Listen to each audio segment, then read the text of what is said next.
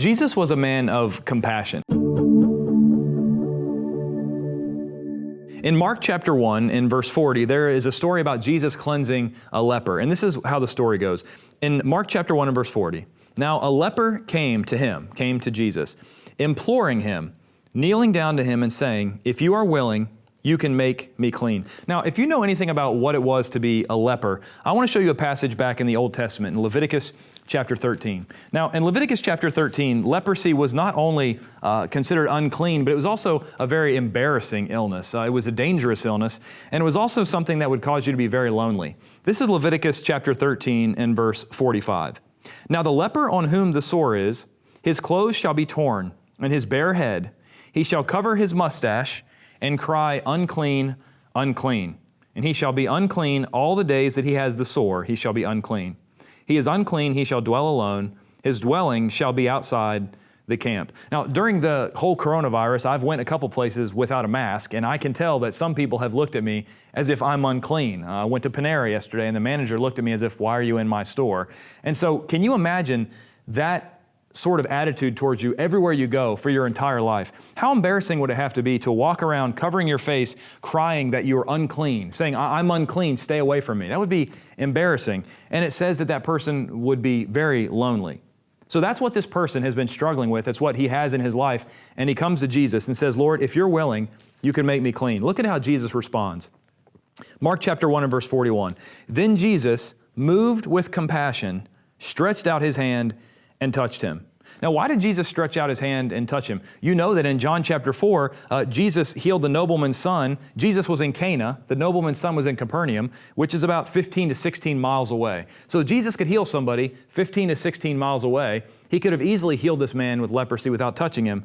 But it says that Jesus, moved with compassion, stretched out his hand and touched him and said to the man, to the leper, "I am willing, be cleansed."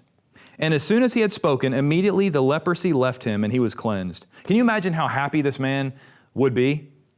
And Jesus then strictly warned him and sent him away at once and said to him, this is what sometimes called the messianic secret, "See that you say nothing to anyone, but go your way, show yourself to the priest, and offer for your cleansing those things which Moses commanded as a testimony to them." So Jesus says, "I've healed you, now don't go tell anybody." But notice, however, he went out and began to proclaim it freely and to spread the matter, so that Jesus could no longer openly enter the city, but was outside in the deserted places.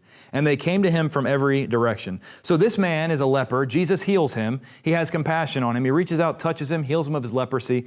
The man now no longer has to run around shouting that he's unclean. He no longer has to live outside the camp and be alone. And so what he does, Jesus says, "Don't tell anybody." The guy's so excited, he can't help but tell people. And so it says that he went out and proclaimed it freely. So he meets Jesus, and Jesus heals him of his physical ailment, and he just can't help but tell others. What kind of spiritual application can we gain from that? What about when we met Jesus, what did Jesus heal us from? I know that he healed me of all the sins that I've committed. When I believed in him, repented, confessed, and was baptized, obeyed the gospel, my sins were washed away. And then this man, Jesus tells him not to share it, and he can't help but share it. What should that mean for us? We've been healed of something greater than leprosy. We've been healed of sin. And Jesus tells us that we're supposed to go and take the gospel to every creature. The Great Commission of Matthew 28, that the apostles were told to go and make disciples, baptizing and teaching them to observe how many things? All things that Jesus had said to them. So as they were supposed to evangelize, now we become Christians, we're supposed to evangelize to others. So whenever we meet Jesus, He's forgiven us of our sins. Will we go out and tell others? What will we do with the gospel? What will we do with what Jesus has healed us from? Will we keep it to ourselves, or are we going to go and share it with other people? Thanks for watching.